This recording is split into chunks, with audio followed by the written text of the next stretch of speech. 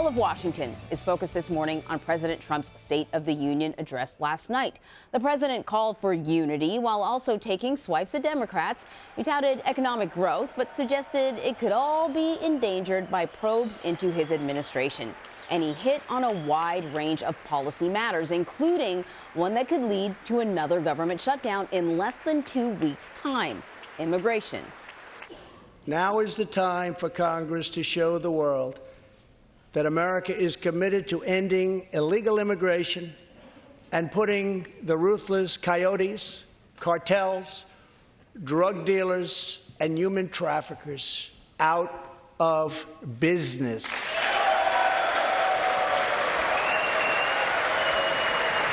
The president also talked about his controversial foreign policy positions in the Middle East, and he made a big announcement on North Korea.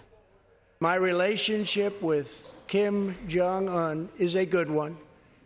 Chairman Kim and I will meet again on February 27th and 28th in Vietnam.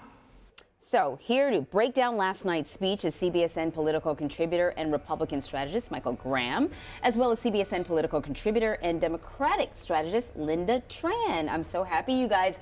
Did you guys even go to bed? Because I know you stayed up. Barely. Yeah, just barely. I caught the repeat of the speech at like 2 in the morning, but you guys have been up all night, so I really appreciate it. Lynda, I'm going to start with you. Your biggest takeaway from the speech? We're still living in the alternate Trump reality. I mean, he once again doubled down on statistics that have been debunked. He decried immigrants as criminals when we all know that native-born Americans actually commit crimes at much higher rates than they do. You know, on the one hand, he's saying, hey, let's work together. On the other hand, he's essentially issuing a threat by saying, listen, there's not going to be any legislation unless you stop the investigations. I mean, it was not so much give and take, but certainly two different sides of the spectrum. Let's talk about that, because we were told ahead of time this was going to focus on the need for unity. Right. And we certainly heard those words from the president. I don't know if we heard sort of a plan of action beyond sort of demanding unity. Do you think that message came across?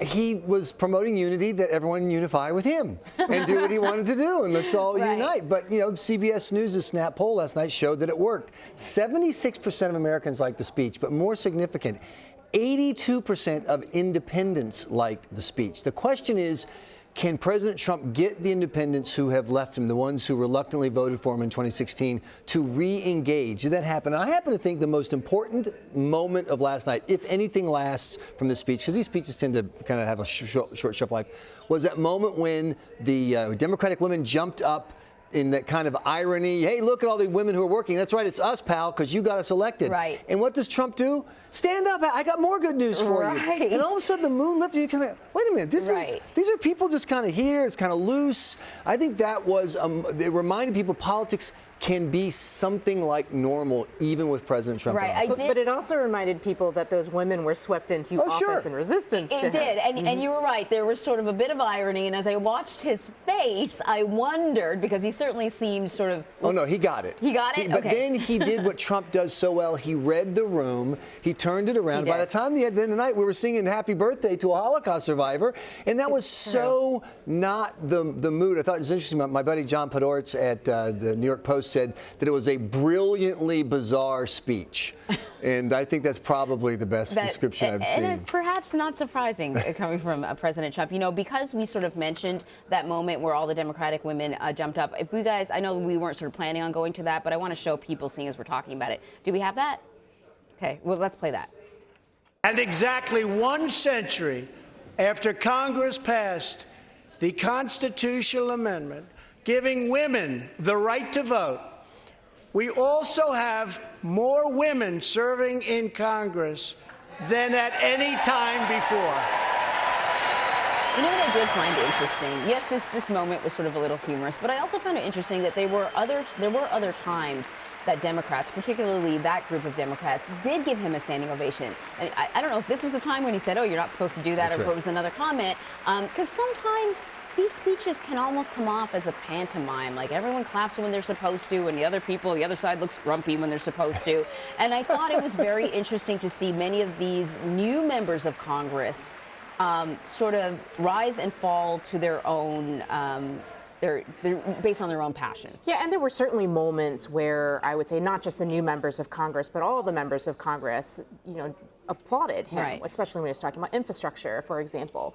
Right. And, Democrats have said from the very beginning of this administration that if there are opportunities to work together, they're interested in doing so. I take them at their word on that, even at this moment, even when arguably this presidency is at its weakest. Yeah, I think the moment in the speech, though, that got a lot of Democrats upset was when he talked about, the great strides that this country has made, but it could all sort of come tumbling down for a number of reasons, including the investigation, what he described as ridiculous partisan investigation. And what was his rhyming line? You can't have legislation. Peace and legislation. If you have war and investigation. Exactly. All I'm saying is give peace a chance. And war, what is it good for? Absolutely nothing. Say it again. Okay, your songwriting days exactly. are over. So before you comment, let's just play that so people know what we're talking about.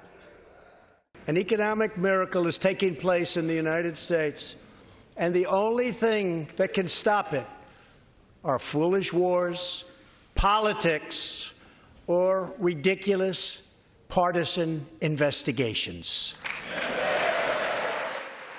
If there is going to be peace and legislation, there cannot be war and investigation. It just doesn't work that way. We must be united at home to defeat our adversaries abroad.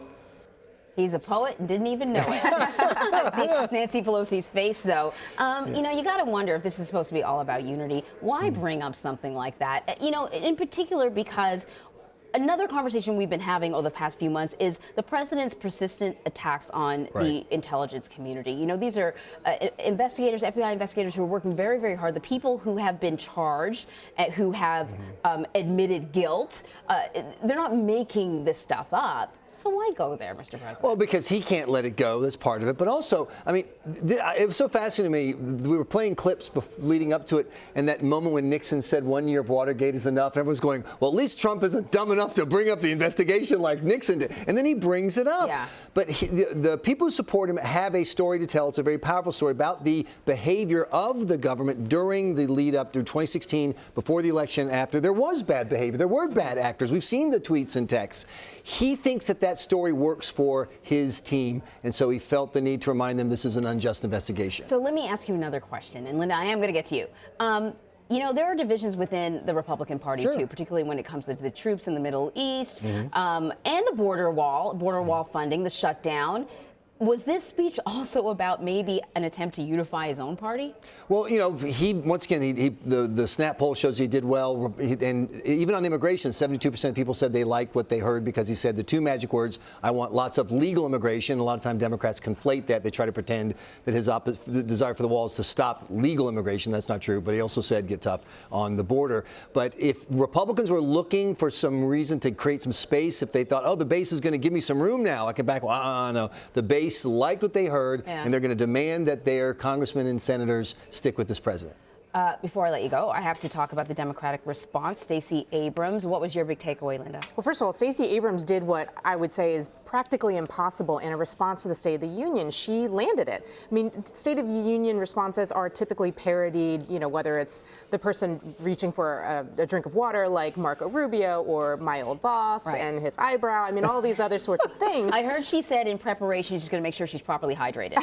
And clearly she did. And also maybe not use the chapstick, right? I think that was Joe Kennedy's advice to her. But, part of what we saw was a woman who was speaking truth to power and also speaking her mind in her own words. And I think that's why it landed so well. She wrote the speech herself, as I'm told, and it sounded like it. And she really very, very quickly got to all the big themes of what ordinary, everyday Americans are worried about. They're worried about the economy. They're worried about their jobs. They're worried about health care. And she was able to do it in this masterful way where she also spoke to how she's had similar experiences in her own family. She's witnessed it, in her own community. And I think that was incredibly powerful. And maybe she should teach a master class in this to others. What do you think her future is, just as an aside? I think the sky's the limit for her. There's a reason why everybody in my party is looking to Stacey Abrams as a rising star. She's the future. She's what we hope to see. She is the real deal and legit. She could be the next governor of Georgia. She could be the next senator from Georgia. Some are saying she should be running for 2020. Oh gosh, Why one not? more to add. I know, one more to add. I'm going to need a flow chart. You know, I already can't keep track of everybody. Michael, Lynda, thank you so much, giving people a little more insight, because I know a lot of you out there were probably sleeping during the State of the Union, like me, but not these guys.